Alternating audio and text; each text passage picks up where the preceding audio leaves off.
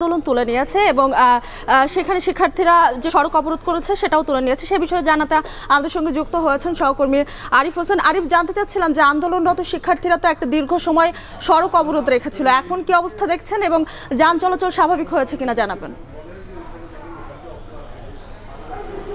মিতু, প্রায় ৩ ঘন্টা অবরোধ ছিল মহাখালী এই অঞ্চলটি আমতলী এলাকা থেকে। আমরা দেখেছি প্রায় ১.৫ থেকে ২ কিলোমিটার, কোনো ক্ষেত্রে ৩ কিলোমিটার পর্যন্ত কিন্তু যানজট হয়ে গেছে। আপনাকে যদি আমতলী থেকে শুরু করি এয়ারপোর্ট পর্যন্ত কিন্তু যানজট ছিল, একটির পিছনে একটি গাড়ি দাঁড়ানো ছিল। আমরা সাধারণ মানুষের সাথে কথা বলেছি, শিক্ষার্থীদের সাথে কথা বলেছি।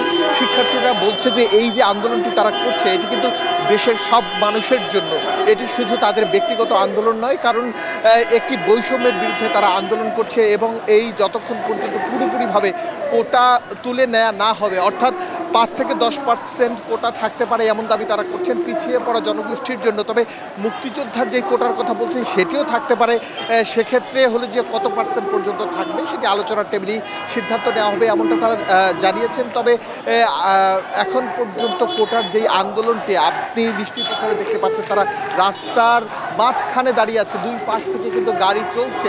এই যে গাড়ি চলাটা কিন্তু প্রায় ৩ ঘন্টা পরে, অর্থাৎ 10টা 40-এর দিকে তারা এই মহাখালীর আমতলীর এখানে এসে দাঁড়ায়। এরপর থেকে কিন্তু পুরো এলাকা বন্ধ। আমরা এখানে পুলিশ প্রশাসনের সাথে কথা বলেছিলাম, তারা বলছেন ঢাকার বাইরে থেকে যে দূরপাল্লার গাড়িগুলো মহাখালী বাস স্ট্যান্ডে আসে সেই গাড়িগুলো কিন্তু বন্ধ ছিল এই 3 ঘন্টা ধরে, অর্থাৎ একটি গাড়িও ঢুকতে পারেনি এবং কোনো যাত্রী ঢাকা থেকে বেরও হতে পারেনি, এমন একটি অবস্থার মধ্যে থেকে পড়ে আছে। তবে এখানকার যারা শিক্ষার্থী ছিলেন, যারা কোটা আন্দোলনের পক্ষে, বৈষম্যমূলক ছাত্র আন্দোলনের শিক্ষার্থীরা, তারা কিন্তু অ্যাম্বুলেন্স থেকে শুরু করে যেই সেবা প্রতিষ্ঠানগুলো ছিল সেই গাড়িগুলো কিন্তু তারা চলতে দিয়েছে, রং রুট ধরে হলেও তারা এগুলো পাঠিয়ে দিয়েছে। আমরা দেখেছি মিডিয়ার গাড়ির ক্ষেত্রে তাদের কোনো আপত্তি ছিল না, তবে দূরপাল্লার যে গাড়িগুলো, ব্যক্তিগত গাড়ি, বাইক, সবগুলোই তারা রুখে দিয়েছিল। আমরা সাধারণ মানুষের সাথেও কথা বলেছিলাম, তারা বলেছেন যে কিছুটা দুর্ভোগ থাকলেও এই যে কোটার যে বৈষম্যতা সেটি তারা অবসান চান। তারা সাধারণ শিক্ষার্থীদের পক্ষে